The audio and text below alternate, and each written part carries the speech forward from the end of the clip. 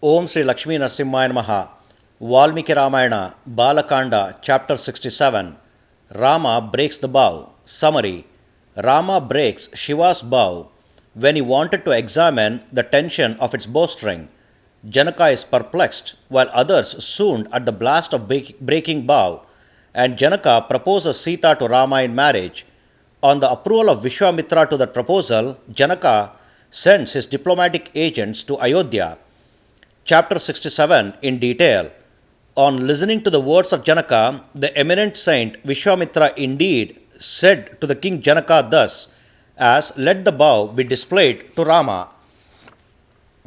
Then King Janaka indeed ordered his ministers bring the divine bow, which is decorated with sandalwood paste and garlands. Thus clearly instructed by Janaka, those high-souled ministers have gone out from there and entered the palace chambers, and they came out with an 8-wheeled coffer in which the bow of Shiva is sheltered. And those ministers got it tugged by 5,000 tall men of illimitable energy who somehow tugged, that is to move by pulling hard, it very difficultly. And thus the ministers have re-entered there, keeping the bow before them.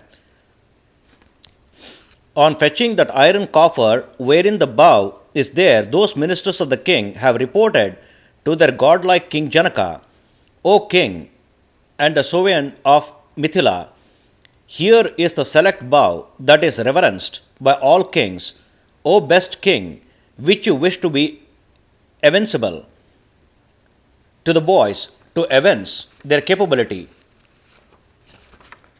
On listening the announcement of his ministers, the king spoke to that noble-souled Vishvamitra and to both Rama and Lakshmana, too duly making palm fold.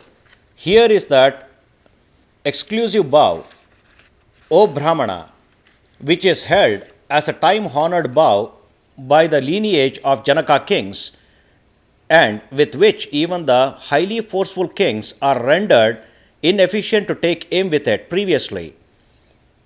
None in all the assemblages of gods, inclusive of demigods, demons, Gandharvas, Yakshas, Kinnaras, or reptilian demigods, is capable enough to take aim with this bow, and all are rendered incapable. And then, in brandishing this bow for a proper grip, or in bracing its bowstring to the other end, or in twitching the bowstring for its tautness, or in placing the arrow on the bowstring at a proper place for a proper stretch ability, or even in taking a good aim with it, what will be the capability of one from among humans? O eminent saint, such as it is, this non-peril bow among all bows is brought in, and O highly fortunate sage Vishvamitra, let this be displayed to those two princes. Thus Janaka said to Vishvamitra. Vishvamitra, on listening the sentence of Janaka along with Rama, on his part said to Raghava, O boy Rama, you may see the bow. Upon the word of the great sage Vishvamitra, Rama, on unclosing the lid of that strong box wherein that bow is sheltered, saw the bow and said, now I wish to get the feel of this supreme bow, O Brahmana, and I shall try to brandish it, or even try to take aim with it. All right, said the saint and king to Rama in chorus, and Rama, upon the word of the sage, grasping it at the middle hand grip, playfully grabbed the bow. While many thousands of men are witnessing that right-minded Rama, the legatee of the Rama, string the bow effortlessly. Further, that dexterous one has stringed the bow with the bowstring and started to stretch it up to his ear to examine its tautness. But the glorious one, who is foremost among men, Rama, broke that bow in the middle. Then there bechanced an explosive explosion when the bow is broken, like the explosiveness of down plunging thunder, and the earth is tremendously tremulous, as it happens when a mountain is exploding. Bewildered by that rancorous caused by the breakage of bow, all the people fainted, except for that eminent sage Vishvamitra, King Janaka, and those two Raghavas, namely Rama and Lakshmana. While the people are being reaccustomed after their undergoing the shock, at that moment the sententious King Janaka, whose confusion has completely departed by now, has said this to that eminent saint Vishvamitra with a reverent palm fold. O godly sage, the gallantry of Dashratha Rama is evidently seen, and the voice of this boy and bare force of his stringing that massive bow are unimaginable to me. More so, humans lifting it, how so? This is an unhoped for incident for me. Besides breaking it, this is highly wondrous experience for me.